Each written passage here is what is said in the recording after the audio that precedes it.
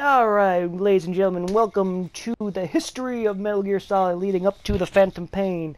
We're going to do a quick playthrough of Destroy the Artillery. Artillery is another word for anti-air. No, it's not, but that's what we're going to use. Anti-air. I kind of read from my script and kind of wing it at the same time. Anyway, I already said welcome. This is a need to know. There is 100 different pieces of information between here and there that you really don't need to know. This is just a need to know because as in real life there is some shit you just don't need to know. Now there are other Metal Gear Solid history videos and lore videos out there, and I highly recommend that you check them all out because you can watch all of them and still have questions. But with that, we'll begin with Snake Eater. Snake Eater introduces the root of all sins. Naked Snake, aka Big Boss, and Zero. Those are the two that are constantly in conflict through all the Metal Gear Solid games. Also, too, we can't forget the boss, aka the Joy, aka some Russian name I can never say, aka the Mother of Special Forces. Snake meets her somewhere along the line, and those two develop CQC, or Close Quarters Combat, and then she vanishes. During this time, or after this time, but most likely before this time, her and the Joy, her being the Joy, and the Sorrow, a member of her World War II Special Ops team, have a baby. And this baby becomes Ocelot, who in my opinion is the most important character in the Metal Gear Solid franchise. But we'll get to that later.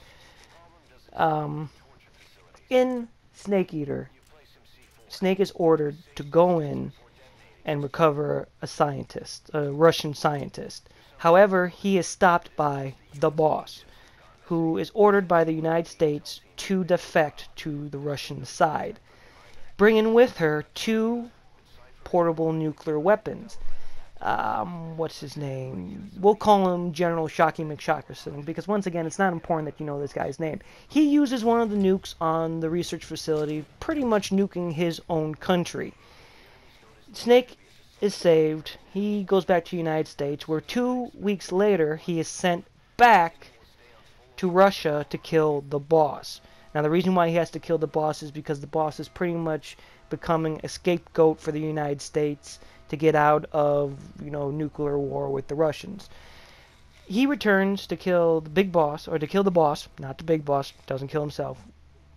He returns to kill the boss and to recover the Philosopher's Legacy. The Philosopher's Legacy is actually aka known as a shit ton of money. And we're not talking millions. We're talking billions. We're talking 1, 2, maybe 20, 30 billion dollars, which back in that day was a lot of money. It's even a lot of money nowadays, but more so back in that time period. Along the way, he meets Ocelot, who develops a man crush and tries to work out his daddy issues with Snake. He also meets Eve, who's a U.S. spy and a Chinese spy, and also spying for Snake on the bad guys. Anyway, with her help, he destroys a Shadow Hog, which is a precursor to a bipedal tank, and they recover the Peace Walker. They recover the Philosopher's Legacy. Snake also ends up killing the boss. One of the most heart-wrenching, touchy-feely scenes you can find in video game history. After that, Eva and Snake share a night of romance, for when Snake wakes up, he discovers that Eva has run off with the Philosopher's Legacy and returning it to China. I believe she actually gives it to Zero. Snake returns to the United States and is rewarded by the President and the generals with the title of Big Boss, which he hates because it reminds him constantly of how he killed his mentor and his lover. He then says, "Fuck you, United States, I'm out of here." He leaves, he forms the Patriots with Zero, Ocelot, and Eva. And that brings us to Portable Ops. Checking my notes really fast. This is the one game I have not played, all because the PSP is so aerodynamically sound that it travels farther than I care to walk to recover it. And I know it's a big thing, oh, you're a Metal Gear Solid fan, but you haven't played this game. I'm not even sure this game's canon, because I don't know if Kojima wrote it or not. But I have to go back and play Deja Vu and Ground Zeroes just to check that out. Anyway, Snake meets Miller Sr. and then kills the bad guy, Gene. But before Gene dies, he gives Snake a bunch of money to build his own army and tells Snake that it was actually Zero who came up with the plan to have this boss be the fall guy and ordered Snake to kill the boss.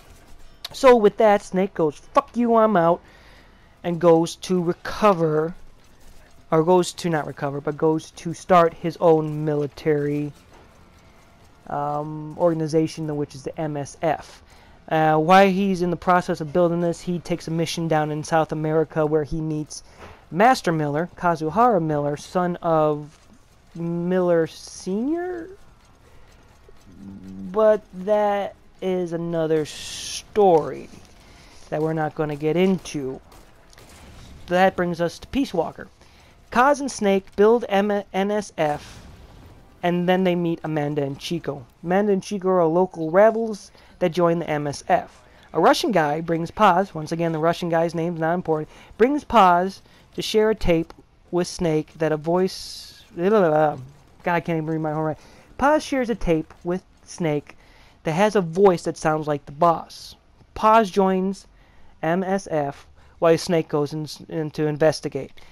Snake meets Howie and Dr. Strangelove, who are developing the Metal Gear Solid Peace Walker. They join the MSF and build Snake his own Metal Gear.